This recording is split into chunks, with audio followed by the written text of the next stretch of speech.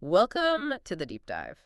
So, you've shared some really interesting stuff that's been happening with the Pine Network community, Yeah, that's right. specifically how they're trying to, stabilize the price of their crypto. We've got these news pieces outlining it. Mhm. And the mission today really is to get our heads around this community-driven liquidity pool strategy, see what it's all about. Absolutely. And what really jumped out at me from these sources was the core problem they're tackling. Right, the volatility. Exactly, that price volatility, and especially that dip below $1.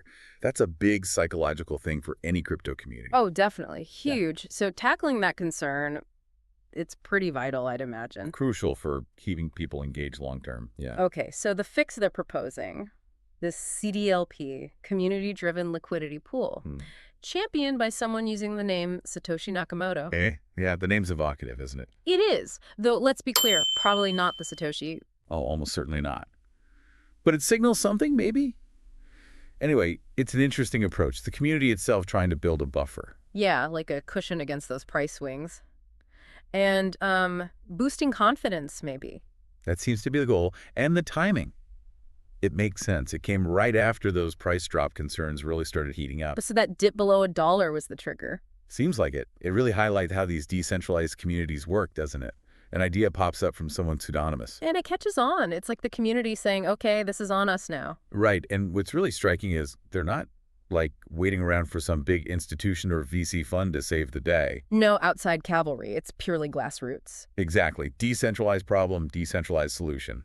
That's the vibe. So how does it actually work, this CDLP? Well, the core idea is voluntary contributions. Monthly. From the users? The pioneers? Yep. They're encouraged to put in a small fixed amount. The articles say roughly $10 worth of their Pi coins. $10 a month. Okay, and where does this pie go?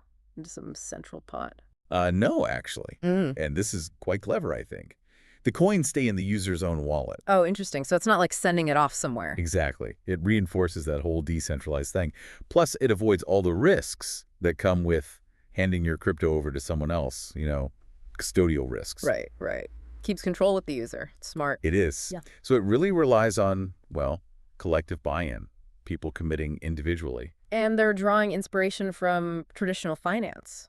I saw something about DCA. Yeah, dollar cost averaging, it's a classic strategy. Yeah. Basically, you invest a fixed amount of money at regular intervals, say monthly. Regardless of the price. Precisely.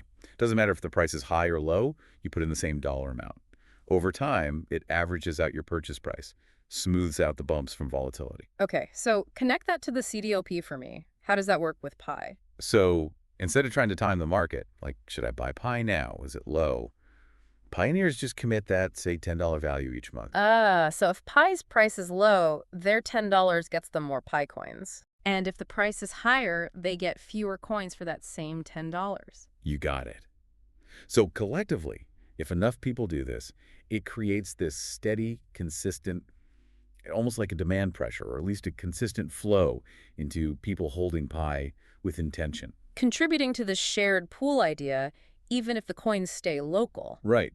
And the person behind the idea, this Satoshi, argues this really deepens the market liquidity. Okay, let's unpack liquidity. Why is that so important here? Well, think of it like a deeper market means more buyers and sellers are around, ready to trade at different prices. So it's harder for one big sell-off to crash the price. Pretty much. It acts like a shock absorber, makes the market less jumpy, more resilient. Like trying to make waves in a big lake versus a small pond. Good analogy, yeah.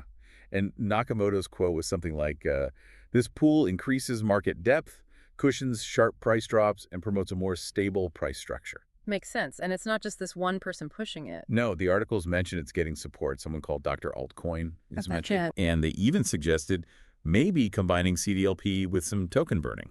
So reducing the overall supply of Pi? Potentially, yeah. Hmm. So attacking it from both sides, building liquidity, maybe shrinking supply. It's multifaceted thinking. Interesting. Okay, so this idea gets announced April 6th, 2025, according to the sources. What happened right after? Well, the market reacted pretty quickly. The reports say Pi's price jumped over 18% in just 24 hours. Wow, 18%. That's significant. It is. Suggests a real shot of optimism, right? Yeah. A potential shift in how the community felt, at least initially. Yeah, short-term boost for sure, but you always got to wonder about sustainability. Exactly. And that's where the analyst Maria Schneider comes in. She adds a dose of caution. What's her take? Basically, yeah, great initial reaction, but for it to last, you need consistent participation, people sticking with those $10 contributions. Makes sense. Can't just be a one-off pump. Right. And she also brings up the elephant in the room for a lot of crypto projects, Yeah. regulation, or the lack of clear regulation. Always a big factor. So her point is community enthusiasm is great, but But it needs more. It needs a solid foundation. She says something like, investor confidence is essential, but it must be matched with a clear roadmap from the development team. okay, so the core team needs to step up too. Yeah. She mentions things like getting listed on more exchanges, maybe adjusting the tokenomics, how the coin works fundamentally, and, crucially, getting aligned with regulators. Structural stuff, not just community vibes. Exactly. Powerful as community involvement is, you need those other pieces for, like, long-term credibility. And it sounds like the Pi developers are aware of this. The articles mention hints about token burning, exchange listings. Yeah, they seem to be signaling they're working on those broader things, Yeah. which, they'd kind of have to support something like the CDLP long-term. Build that trust. Because this community liquidity thing, it's cool, but we've seen other attempts at crypto stabilization, haven't we? Some didn't end well. Oh, definitely. The sources bring up comparisons like TerraUSD. Ooh. Yeah, that's a cautionary tale right there. A stark one. But they also mention MakerDAO's DAI, which has been more stable, though it works differently, using collateral. So what makes this Pi approach potentially different from, say, Terra? Is it just that it's community-driven? That seems to be the key differentiator they're banking on. It's less reliant on complex algorithms that can break, like Terra's, and more on organic collective action. More adaptable, maybe, if it's managed well. That's the hope. More flexible. But, and it's a big but, it hinges entirely on that community commitment. Widespread, consistent participation. Yeah, that's the crux, isn't it? Getting enough people involved and keeping them involved month after month. What if the price doesn't rocket up immediately? Do people lose interest? That's the million-dollar question, or maybe the $10 month question. Sustaining momentum is tough. Requires communication, seeing some results, maybe even some clever incentives down the line. It's a real test of community strength. And the scale is potentially huge. I saw a calculation in there. Yeah, the illustrative one. If 10 million users chip in $10 a month, That's $100 million a month flowing into this effort. it's a massive number. If they could achieve anything close to that consistently, it would make a difference to the market profile, significantly. But again, the regulatory shadow looms. Maria Schneider's point about institutions staying away without legal clarity. It's a major hurdle. Yeah. You need that clarity for wider adoption, for integration with, the normal financial world. So the Pi team has this balancing act. Engage regulators, but also keep empowering the community. Don't lose that grassroots feel. Exactly. It's tricky. You need the suits, but you also need the pioneers. And culturally, this feels like a shift, doesn't it? Beyond just the mechanics. I think so, too. It feels less about just quick flips and speculation, Yeah. and more towards, like, collective building, long-term value, that unofficial motto they mentioned. Buy together, hold together, build together. Yeah.